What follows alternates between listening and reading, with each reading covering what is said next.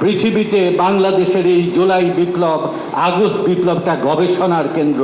কি করে আজকে আবাবিল পাখির মতো লক্ষ লক্ষ মানুষ, কেউ বলে ৭০ লক্ষ, কেউ বলে অনেক কোটি মানুষ ছাড়িয়ে গিয়েছে। বাংলাদেশ যেন সত্যিকার অর্থেই নতুন বাংলাদেশে পরিণত হয়, যে বাংলাদেশে গরিব মানুষ, শ্রমিক শ্রেণী, কর্মচারী, মেহনতি মানুষ, তারা যেন তার বেঁচে থাকার সকল মৌলিক অধিকার রাষ্ট্র কর্তৃক পূরণ হয়, একটা কল্যাণময় বাংলাদেশ গঠিত হয়। যে বাংলাদেশ গঠনের জন্য এদেশের রক্তাক্ত লড়াইয়ে শ্রমিক শ্রেণী সবচেয়ে বেশি অবদান রেখেছেন, ত্যাগ স্বীকার করেছেন। আজকে লড়াই এবং সংগ্রাম শেষে দেখা যায় ধনিক শ্রেণী, পুঁজিপতি শ্রেণী, মালিক শ্রেণী, শাসক শ্রেণী সব সুবিধা বুঝে নিয়ে জনগণকে বঞ্চিত করে।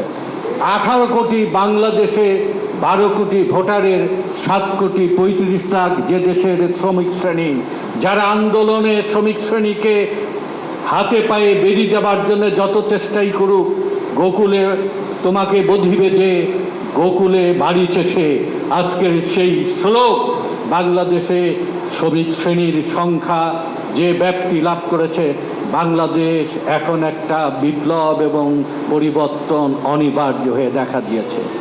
এই যে আগস্ট এবং জুলাই বিপ্লবে শ্রমিক শ্রেণী, আমরা গ্রেপ্তারে আগের দিন ফয়েজ ভাইয়ের কাছে সমস্ত নাম লিখে দাবি দেওয়া দিয়ে আজকের এই আন্দোলন শুধু ছাত্র আন্দোলনে শাসক দমন করে তারা টিকে থাকতে পারে।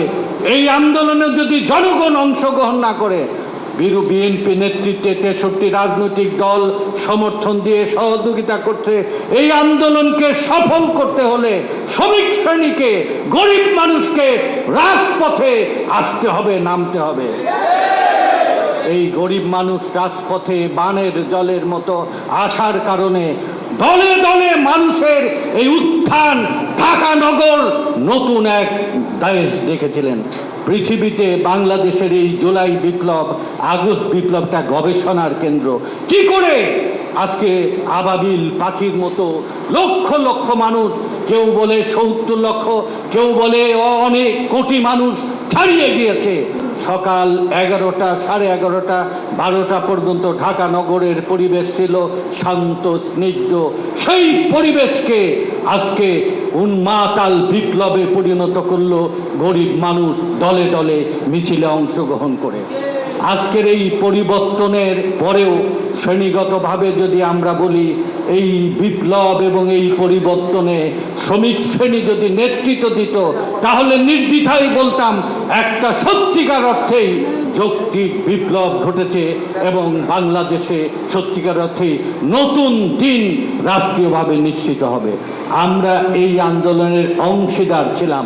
এই আন্দোলনের নেতৃত্ব মধ্যবিত্ত পেটিবুর্জোয়া ছাত্রদের নেতৃত্বে এই আন্দোলন সফল হয়েছে।